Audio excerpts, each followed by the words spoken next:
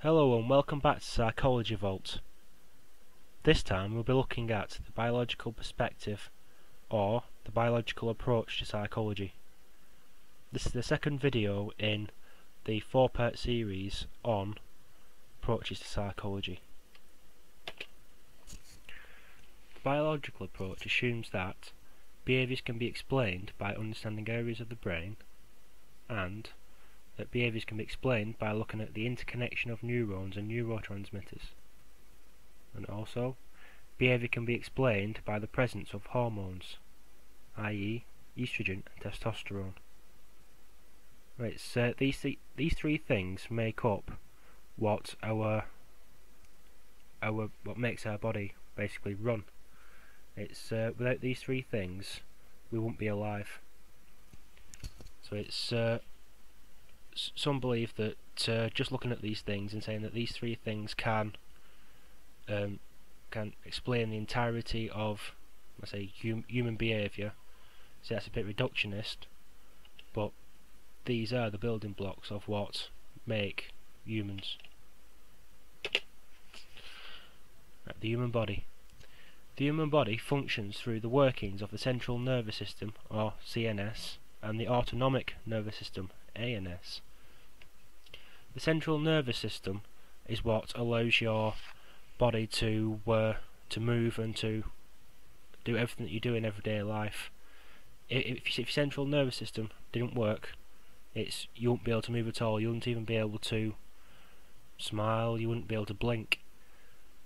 And whereas the autonomic nervous system is the part of your nervous system that is not under your conscious control, meaning that it's the part that makes your heart beat, that makes your lungs expand, that makes your diaphragm push down so where all the air can leave your lungs. And it's a part that if you had to control it all consciously, you wouldn't be living very long, because can you imagine if you had to consciously think about your heart beating? It's sleep would be a very trying time if that was the case. There's different structures of the brain. There are 4 parts of the brain, being that the frontal lobe, the occipital lobe, the parietal lobe, and the temporal lobe. The frontal lobe is the part of the brain that controls all the higher brain function. It's this part of the brain that separates us from the animal kingdom. It's even though animals do have a frontal lobe, our frontal lobes are much larger and much more complex, and this is what gives us as human beings the big gap in intelligence that we see between us and the animal kingdom. The occipital lobe, which you can see with the arrow tool pointing at the back, it's the writing in orange. That is a part of the brain where we code for sight. It's the information that we receive from our eyes travels to the back of the brain, where it's encoded and put into a mental picture. So it's without the occipital lobe we would not be able to see, and this is why people who get, let's say, trauma to the back of the head can often lose their sight. Now it's the parietal and temporal lobes. This is where the sound areas are, and this is where the information goes from the ears to be processed and turned into a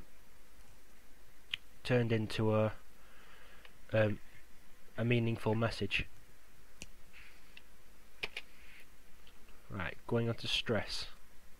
Now, stress is a big topic, in that every organism has a response to stress.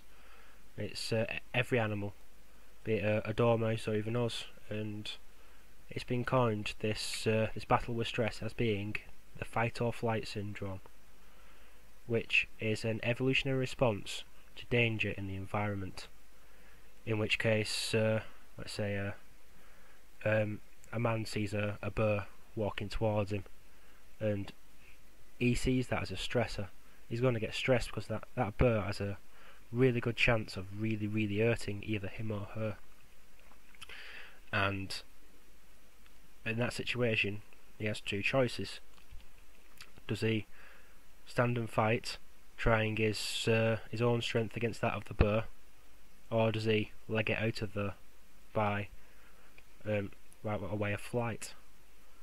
And in this case, the hormone adrenaline is very, very important, because it can give you that extra boost you need to go in there and fight, or either run away. And there's different things that happen during this fight or flight. It's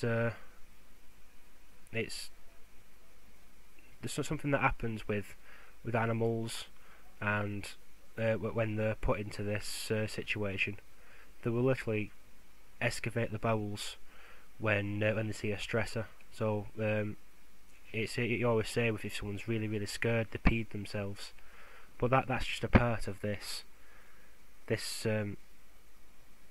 fight or flight, because if you've got rid of all the unneeded weight by urinating, then obviously you're going to be able to run away a lot quicker than if you had a bladder full of water.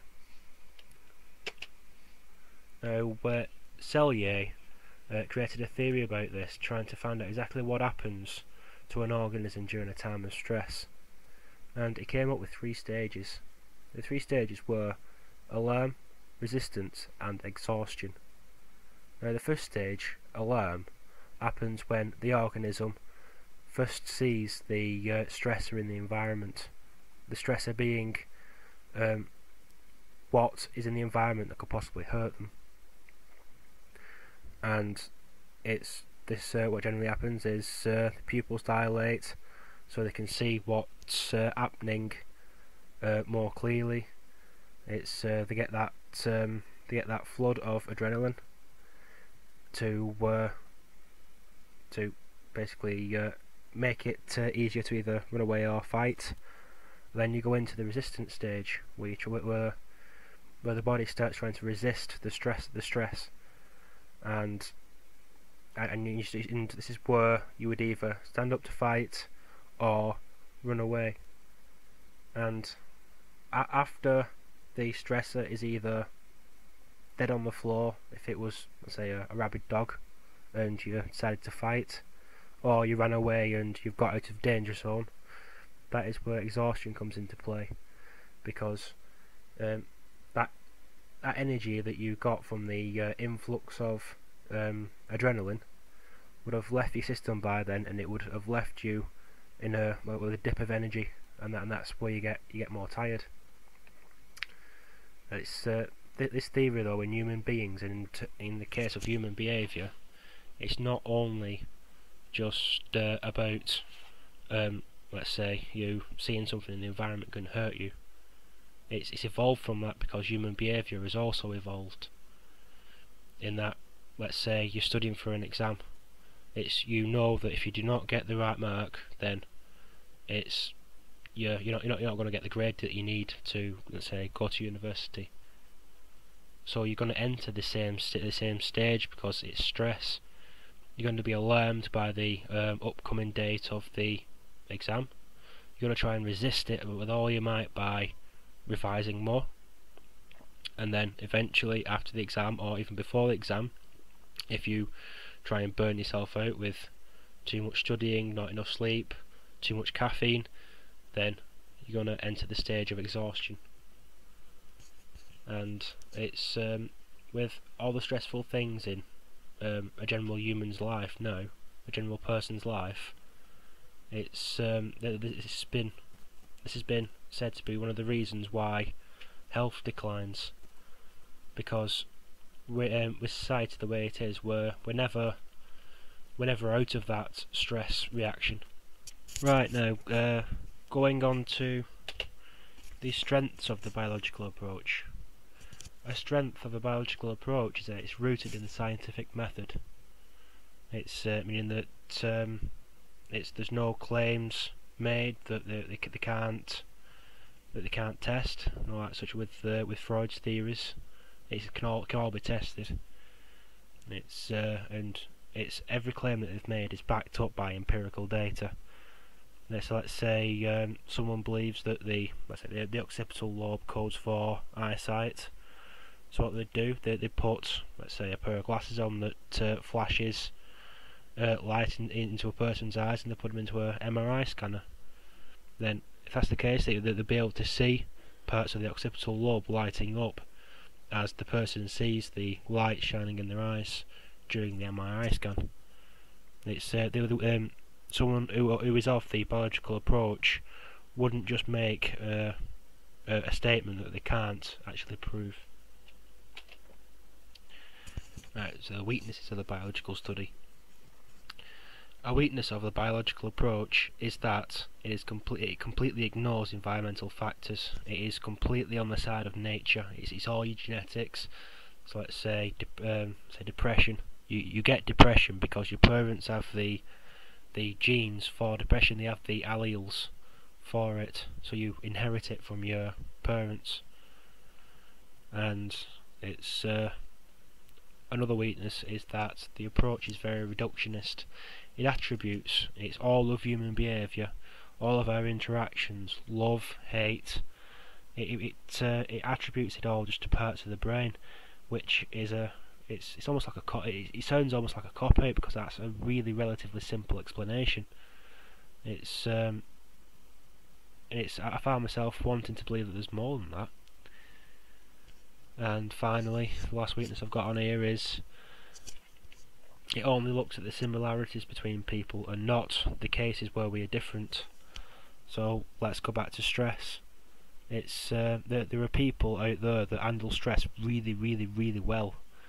They don't seem to have that lag in health, and they seem to almost strive under the feelings of stress, whereas others just fold like wet cardboard. It's that difference. It doesn't look for that difference.